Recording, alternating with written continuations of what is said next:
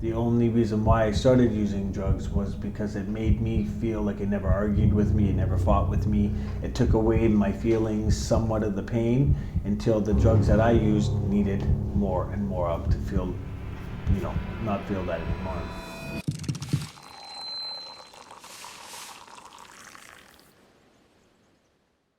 Hey everyone, thank you so much for joining us again for another show, Coffee with Kuda. Today I'm joined with my guest here, Sonny, and we're here to discuss basically how his life has turned out from the road of addiction to where he is today. Thank you so much for joining us, Sonny. How are you? I'm good, thank you. Awesome. Thank you. Sonny, it's a pleasure to have you. I've known you for a couple of months now. Thank you for taking time to talk to us. I really do appreciate it. Sorry I was a little bit behind time as well, by the way. Yeah, it's no problem. With that being said though, how are you today? I'm good. Excellent. Yeah, I'm good. So I do want to start talking a little bit about the goal of the project here, just to educate individuals about how an individual person can find themselves in addiction. It's not a single person plans to be addicted to anything, but their lifespan can take it to that path. So if I can just start with you, when did you start using substances?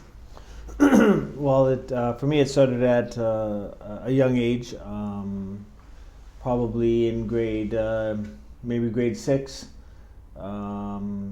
Smoked a little weed, and once in a while, have a beer or something, depending on when we could get our hands on it. But yeah, about in grade 6, I would say. Grade 6. Yeah. How did you feel at that? Because that's pretty young, right? And you're seeing these substances in front of you. Yeah. Were you conscious that this is an illegal thing that I'm doing or immoral thing that I'm doing, but you're doing it anyway?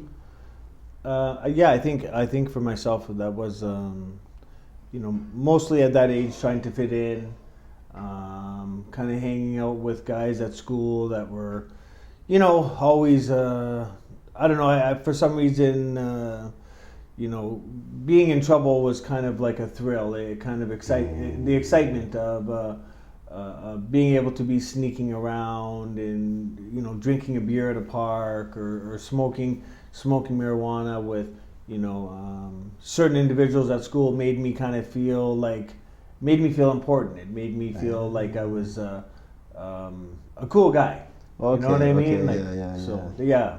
So it sounds more of a peer pressure rather than finding the drive to go in there. Right. And especially at that age too, like obviously not knowing the difference. But it also started with my upbringing of my family life at home.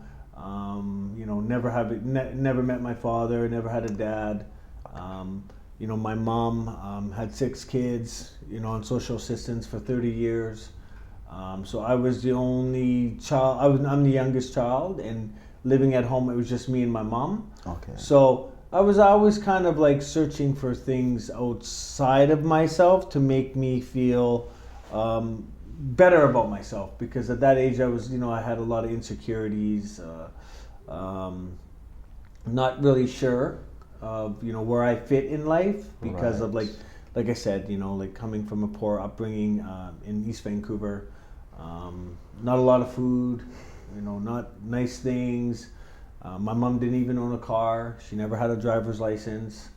So I always kind of felt a little bit different, to be honest with you, right from the start. From as far as like wearing like, not having nice clothes, like embarrassed to go to my friend's house to take my shoes off because I would have hole in my socks, and just really feeling like, a little bit bullied too because of the way that I would dress at school. I used to get made fun of a little bit, which kind of led me to, to the point in my life where I was like, where fighting became my only resource to stick up for myself. To stand up for yourself, that's correct, right? Yeah, that's incredible. I think you touched on like so many different points at the very same time here. I'm understanding there's no father figure at home, right? And your mother is already raised so many kids by herself as well, and not having so much money at home either. All these like social determinants of health really that are, and you're experiencing this, and then the bullying at school as well you mentioned, and not having the nice things. Insecurity is playing a huge part here, and I can tell. How did you find the courage to then get involved, or was it already a path that is leading to smoking weed and using alcohol? Was it already a path, or was it a moment of you saying, screw this, I want to be my own man? Well, I think at that age, you know, leading up to like grade 7, grade 8, starting up high school, you know, from at a certain point, it's like I kind of gave up on not really caring about too much, because I didn't really felt cared for. You know, in that process too, like my mom had 3 nervous breakdowns, so I had to go live with my sister from time to time, so there was a lot of like you touched base on, like insecurities. Yeah. And so when that path that led me to there was kind of like I was easy influenced also. So I was always the guy that would hang out with kind of older guys and kind of make me like do stuff like, you know, if there was like a house, they would like throw me through the window to open the door so they could break into it. And Right. you know, kind of I like feeling like being used in a sense of now realizing obviously, you know, now a lot of this stuff that's happened to me in my life, I feel like because of the person that I was, really gullible and insecure and all that kind of stuff, kind of feeling like used just to make myself feel part of. Okay. Or to make myself feel like I was, you know, in. You know, because I always felt like I just wanted to belong somewhere. And at that, you know, growing up, I just never felt like I belonged anywhere. I didn't feel loved. I didn't feel like a, you know, good family setting. Like all my friends had, you know, mom and dads and houses or swimming pools and all those kind of finer things in life. And, you know, my mom would be going to the food bank, and, you know, there was only a check once a month. And so I think really, to be honest, I think there was a lot of shame also about, like, I didn't respect my mom too much, because I felt like, you know, she, you know, because we're so poor, it was like her fault. Oh. You know, so I always was blaming and just looking for stuff that, like, you Right, know, right. which turned into, as we can get into down the road. But you know what, you're making a very good point, because when kids, especially the youth party, going into the teenagehood, right, you feel like you know it all. You don't even you don't step back to think about, why is my mom poor, all right? It's just a case of you're poor and it's your fault. Right. You don't take a step back to think about it. And it's tough, because I see it in a lot of youth that we are working with, right? It's always a case of, I want this thing that Johnny has, but you don't sit back to think that Johnny's parents can afford it. But Right. it's okay that your parents can't afford it. Yeah, lots of jealousy. Yeah. You know, I seen what some of my other friends had, and I've always wanted that, because, you know, they looked happy. They had the nice runners. They had the, you know, the parents bought them cars. They had, like, you know, so there's lots of jealousy and resentment. Okay. You know, lots of anger, because you know, why can't I have those things in life? Right. You know, So you start using marijuana at the age of in grade 6. Yeah. Did you finish high school? No, I didn't finish high school. I only have grade 10. Only have grade 10. Yes. So already the substance use affects whether you finish high school or not. I didn't go to high school. I went to all alternate schools. I got kicked out of 3 high schools. Wow. And I got put into alternate schools because so backing up a little bit, also coming from a line of addiction myself, also, like, my mom was never like an alcoholic or like into hard drugs, but my mom was addicted to pills. So there was a lot of times I would come home after school and my mom would be sleeping all the time, so she was on sleeping pills. And So I never, my mom never made me go to school. I could sleep all day. I pretty much could, I could stay out till 11 or 12. And if she tried to say, hey, you have to be home, I would never listen anyways. So I think, where this is going is I started to lack respect for females in a sense of, with the blame around not having a lot of money in the household and with her having 3 different husbands was kind of like, I just lost a lot of respect for her. And it's, it's sad to say because that is my mom, but I feel like, obviously I think she could have done a lot better in life. Right. But then, so could have I at the end of the road, right? So we all made choices in life. When I look at it on the flip side, that my mom was a pretty amazing lady. She did go to the food bank. She did try the best she could to put food on the table. And because of her circumstances of having nervous breakdowns and a little bit of sickness and addicted to pills, it all makes sense now. But in the moment, it didn't make sense. And what I saw at home, and what I saw that others had, I wanted what they had. Right. Man, the flip side that you just spoke about hits hard.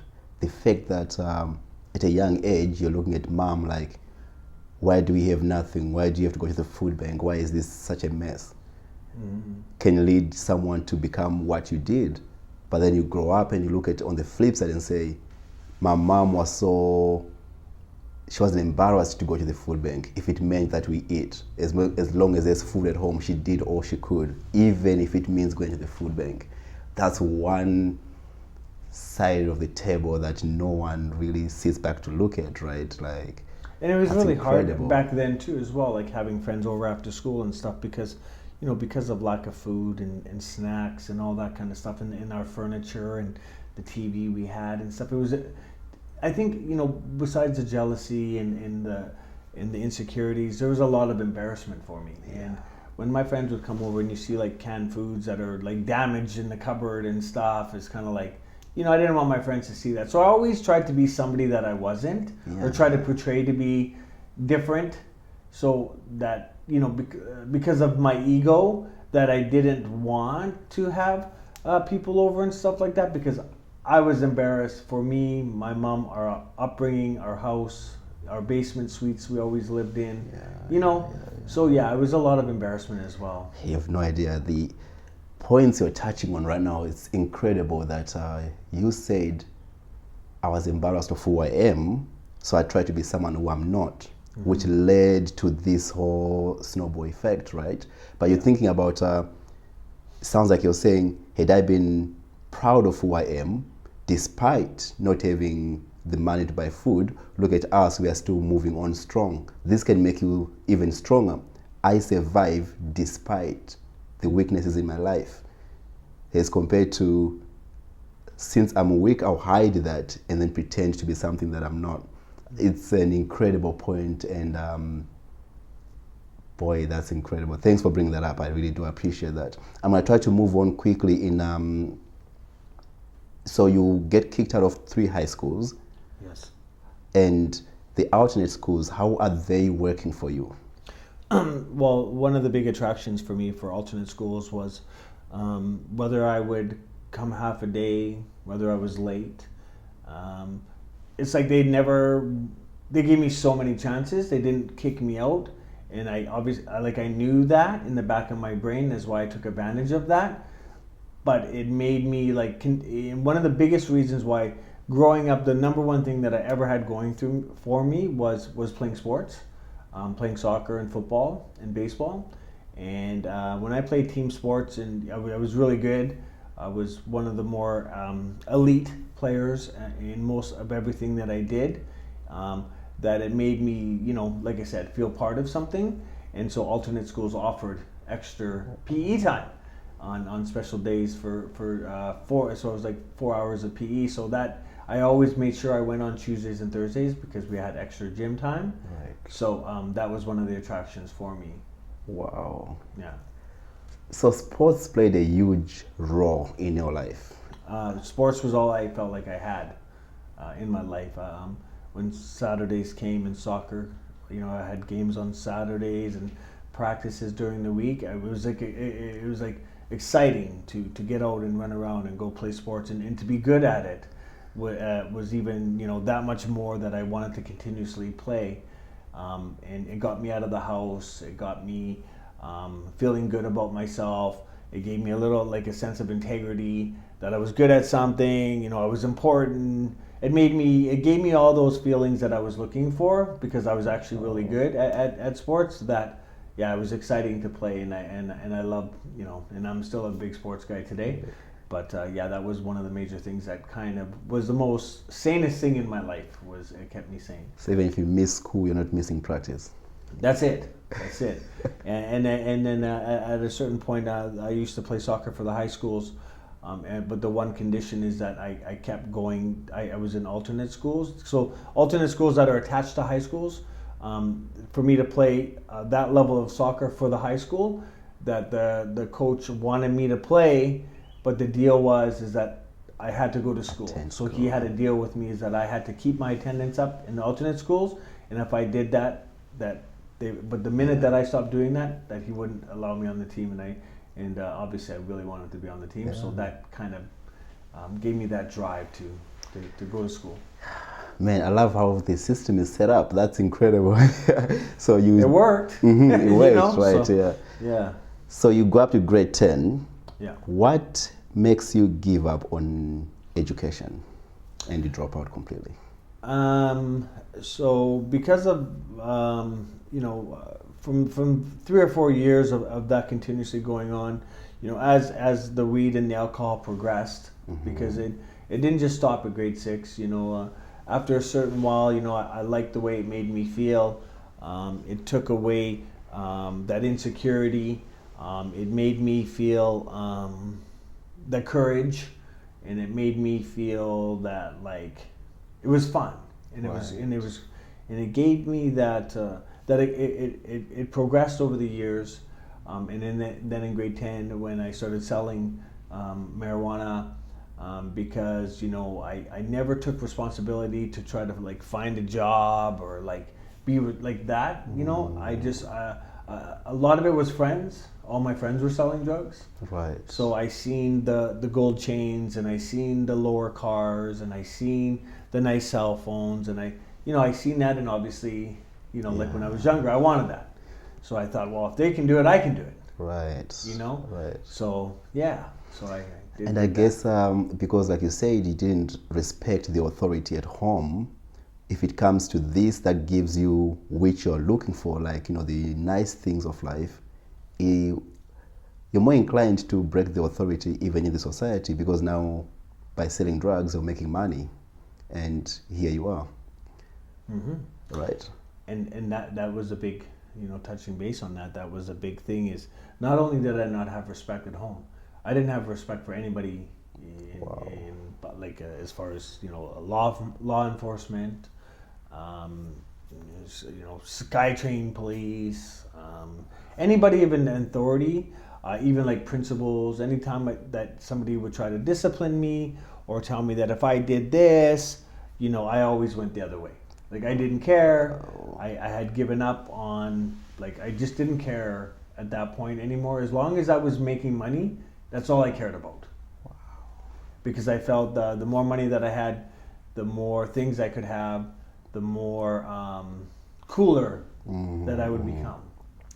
Oh man, I don't want to move on just quick here, right? Because now I'm wondering, this individual, how do you think these members of the society could have helped Sonny at this stage, who's now saying, I don't care about all of these authority figures? Because I work with youth, for example, right? So I'm wondering, how would you recommend, what would you tell us would be the best way to help this individual who's already not fearing authority?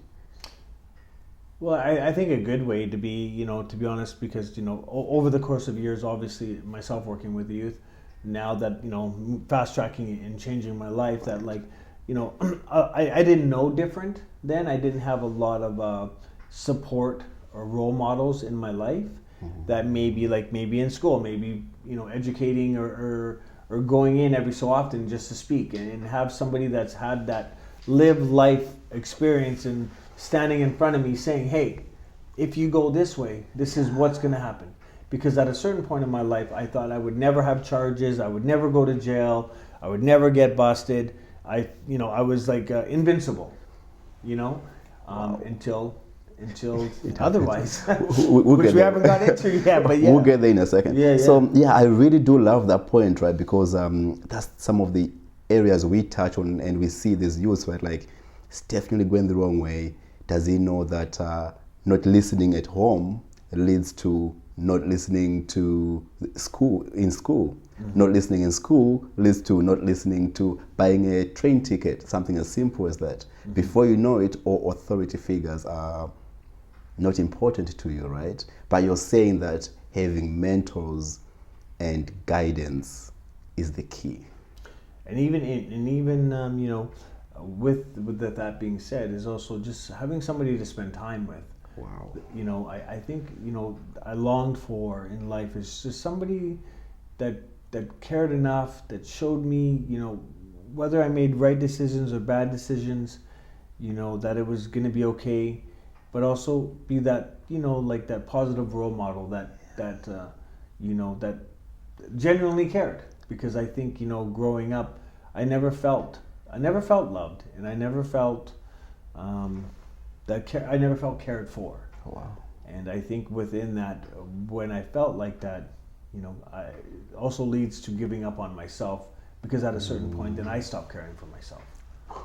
So I think growing up, I think is obviously working with people or working with youth or whatever the case may be. Of course, you can give the most healthy suggestions in life, and you can try to be the best possible role model you can be. And of course, everybody's going to live for life lessons, because unfortunately, I had to learn my own lessons.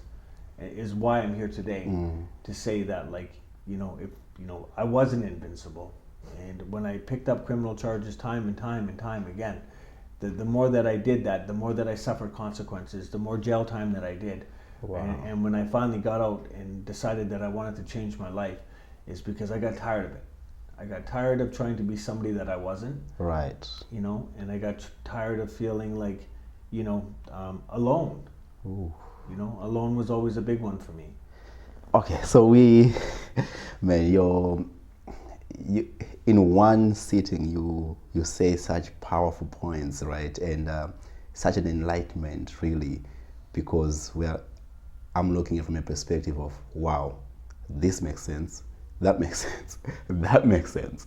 So I'm going to touch on you're out of school now. You're now selling drugs. Mm-hmm. That's how you're making money.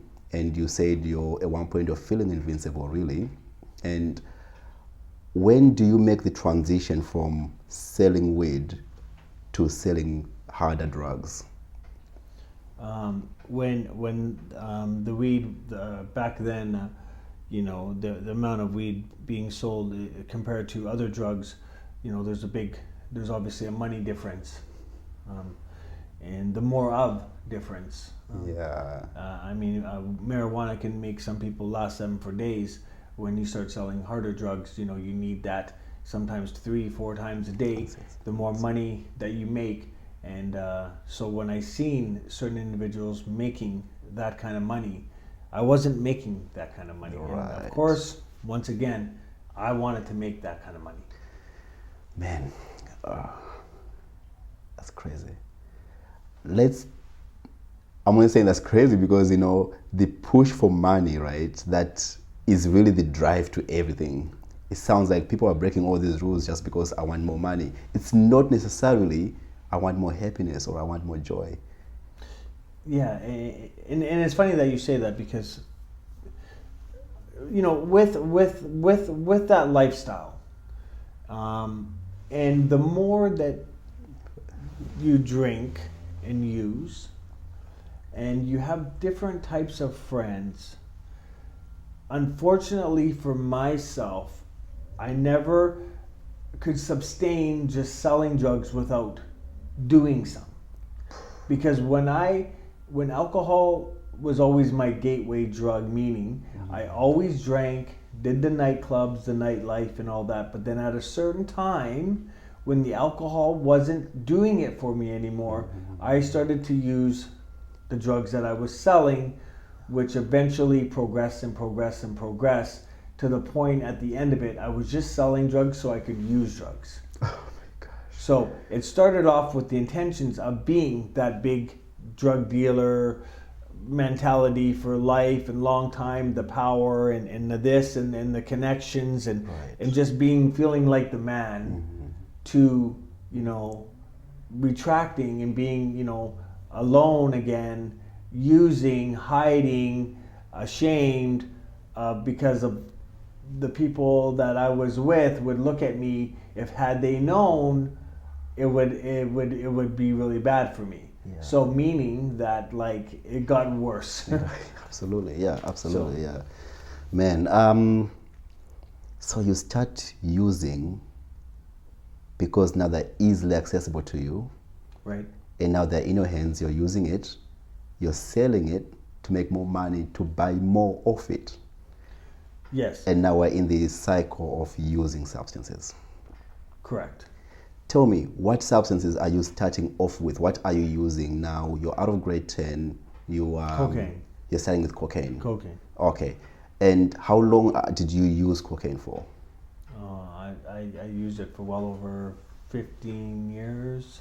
15 on years. and off, and then the last couple years of in full-blown addiction moving forward, had losing a lot of things in life during this process, and the number one thing which always resulted in me using was always as because of relationships, always being in dysfunctional relationships with females that and bringing it back to not having respect for my mom. So I never had a lot of respect for my girlfriends, and the stuff that would happen and do behind their back and all that kind of stuff led me to a lot of shame and guilt, which led me to continuously use because I wanted to subside the way I felt, and I didn't like myself. And the only reason why I started using drugs was because it made me feel like it never argued with me, it never fought with me. It took away my feelings, somewhat of the pain, until the drugs that I used needed more and more of to feel, you know, not feel that anymore. Okay, we need to continue just to give us we're going to take a quick 2-minute break. We're going to continue just on that point. Okay. We'll be right back. Okay, welcome back, guys. Thank you so much for tuning in with us. So going back to what you were saying earlier, you said substances were that one thing you leaned on that doesn't argue with you. Can you elaborate on that? Well, when I say that, I mean when you know, when in life, when you're going through, you know, family situations or arguments with your parents or girlfriends, you know, most of the time there's always, you know, when you leave those arguments, there's always resentment, anger, you know, jealousy, or cheated on, or any of those kind of feelings. When I would consume alcohol and smoke weed and other things, it made me somewhat forget about those problems in the moment. It made me not care about what the ever situation is. The reason why I was sitting there drinking or using was because it never, you know, like it never yelled at me, it never argued with me, it never told me what to do, it never judged me, it never, you know, all those things that happens in relationships. I never found that in the relationship that I encountered with substances. It took away and it numbed the pain for a substantial amount of time until I would start to either get sober or, you know, not be high anymore. But the minute that I would come down is the minute that I wanted to go back up again, because I did not like the way I was feeling, or couldn't handle, or didn't know how to handle the situations that led me to using. Okay, so you mentioned also about your girlfriends and the lack of relationship towards females. Does that make it even more difficult for you to find that stable relationship with someone who may be able to guide you better, perhaps? I think, to be honest with you, I don't think it doesn't matter what kind of relationship you're in. I've learned one thing in this time that my life slowly began to change was it's not about what relationship I am in. It's about the only way that I can have better or healthy relationships with people was being able to have one with myself first, because I feel like the only way that I can help others or give back or to bring anything into a relationship is having to love myself first, and be good with me. Then I was able to accept others and be honest and be a straight up guy when I started to learn to love myself first. That's incredible. That's an incredible point, which is, I bet it's difficult for most people out there to even comprehend that, right? It's crazy. Well, it was always for me. I looked to it was so easy to blame other people for things that I did. Right. And I would believe in my own lies and what the substances told me, that it was never my fault. Right. I didn't have, in actual fact, I always had a part. We always have a part in any kind of differences or confrontations. Right. But sometimes it's, because of ego, it's hard for us to fathom or be able to apologize. I didn't even, I said a lot of sorries in my life, but ask me how many I meant. Yeah. So I think for me the biggest thing was to, no matter what I had in my life, no matter where I was at when I started this journey over 10 years ago, the most important thing for me was learning to be happy and be secure with me, in order for me to have any kind of healthy relationships with anybody, because it was near impossible before.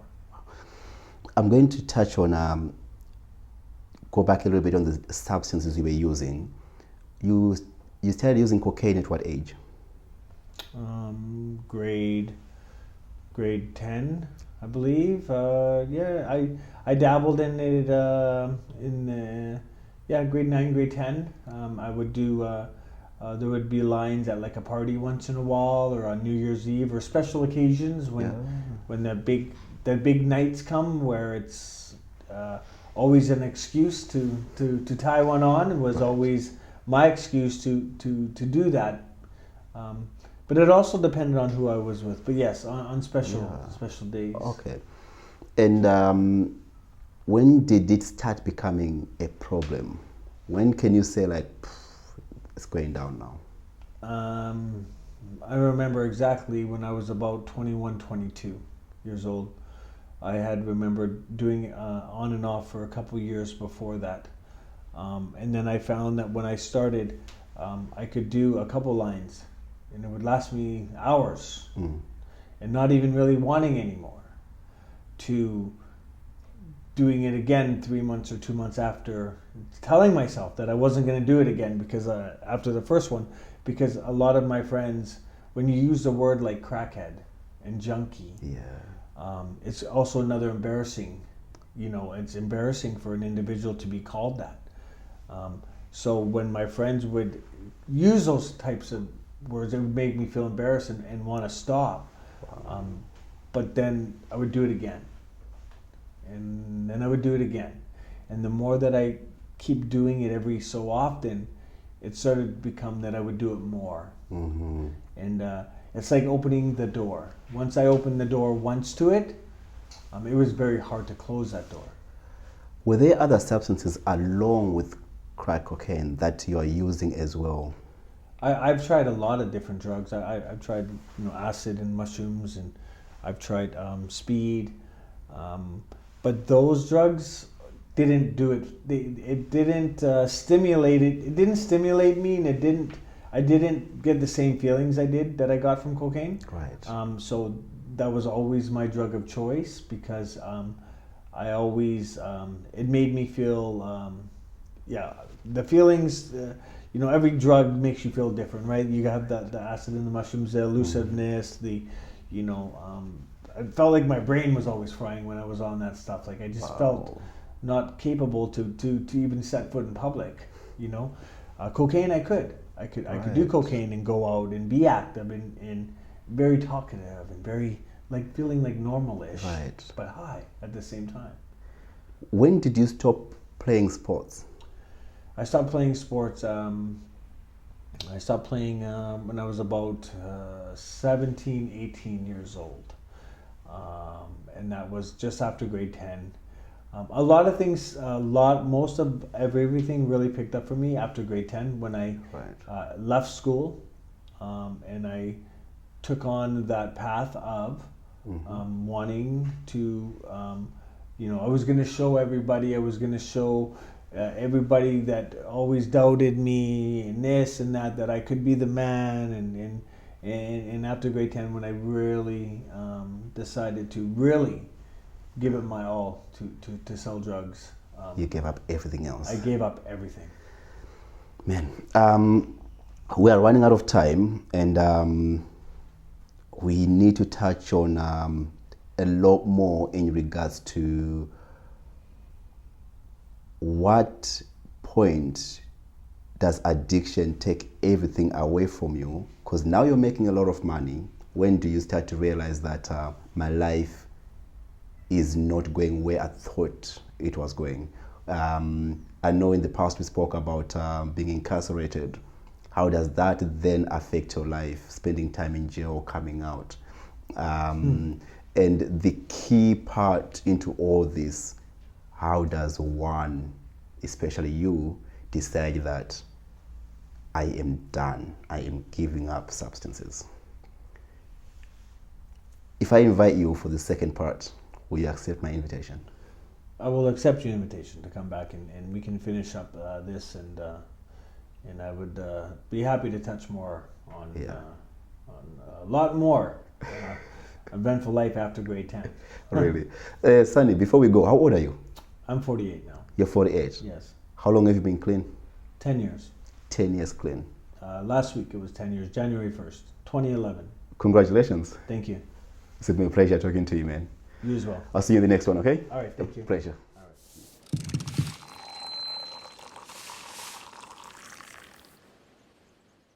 Hey everyone, thank you so much for making it to the end of the video. I appreciate you guys. I hope you enjoyed it. Do not miss next week's episode where we speak to Wayne and he talks about how alcohol took his family down. However, even more importantly, do not miss his rise to the top. I'll see you guys next week.